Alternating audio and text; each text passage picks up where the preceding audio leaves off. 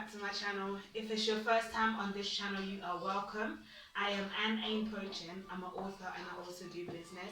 Now today's video is for families with young children, okay? And even older children can take part in this such activity. So basically I'm going to show you how you can incorporate story, story time, how you can incorporate art and craft into story time with your children.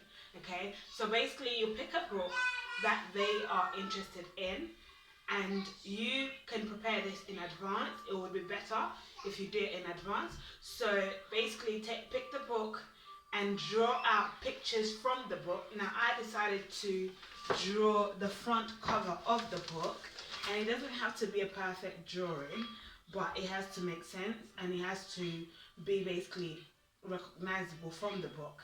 So I drew the front cover, which is this. I didn't put the title or anything else there, I just drew the pictures, okay? So once you've drawn your pictures, you can have coloring pencils, okay, for coloring pencils for them to color it in, to color the pictures in, and you can do more than one, or you can do one and photocopy if you've got a photocopier at home. Then they can color it in, and then you can also give them the option, basically put it on the table, the option of coloring in, the option of painting. Okay, now I've got these paint brushes that can be filled with paint, okay?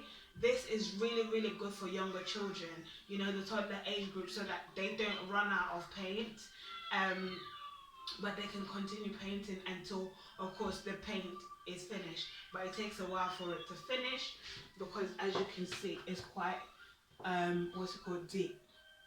Okay, so you put it out for them, and extra paint, and then if you don't have either paint or coloring pencils, you can even use pen, okay? You can even use pen and cross hatch and let them cross hatch, okay? You can show them, demonstrate it, okay? Cross hatching is actually a term in art that is used for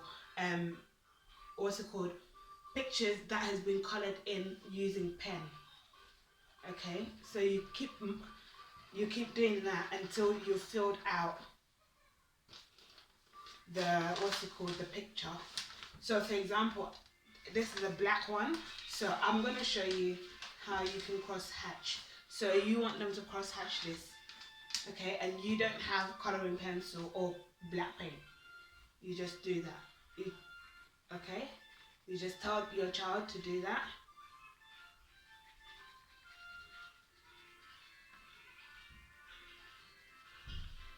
Until it is in the dark shade that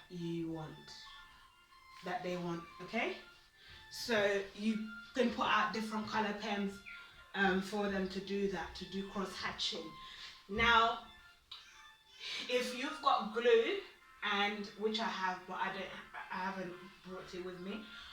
If you have glue, you can also cut out magazines in the colors of the pictures that you've drawn, or pictures that you have drawn, and they can use Pritt stick or PVA glue using the spreader, and they can stick it onto the actual different parts of the picture. Okay, now that is how you incorporate art and craft into story time with your children, and you can do it for different age group. If you have a baby and a toddler, you can get the baby to actually just do handprints, but you have to put something on the floor so that your floor doesn't get messy, and then you can put a large piece of paper and your baby can do handprints with the paint. Okay, now paint, you can get it from your supermarket or any of the early learning centers, or even online. Amazon do paints and all of that kind of stuff, and so does Argos, and I think eBay should do it as well. So you can just look online where they do paint, and you'd be able to do that with your little ones. Okay, that is more appropriate for what's it called? If you have a baby in your family as well who is ready to do activity, okay, like 6 months old baby who is ready to do, like, can lift up themselves basically, and is able to do handprints and all of that, of course with help and support. And make sure that you're supervising them. Just don't just leave them to do the activity on their own, and because it can become a health hazard. So make sure that you're supervising them at all times, okay? And including scissors. You know, your older ones can cut out. Older children, for example, have a 8-year-old. You can use the children's scissors with the safety, what's it called? Safety in place, and they can cut out the what's it called? The magazines or the newspapers themselves while you are supervising them. And the younger ones, you cut it out for them, and then you supervise them, show them how to do it, and then when they finish, it dries. You can frame the pictures for display, or you can keep it aside also for in a folder, and they can always look at it, you know, just to let them know that you appreciate their work. So that is it, guys. If you have any comments to do with, if you have any questions to do with children's book, like stories or craft activities, then please put it in the comment section and I'll answer you accordingly. If it's too personal, you can send me a DM on any of my social media platforms. I'm on Instagram, Twitter, as well as Facebook. Again, I would say inappropriate comments will be deleted from my YouTube, and inappropriate DMs will be deleted, and you will be blocked from my social media platform. And because I don't tolerate inappropriate comments.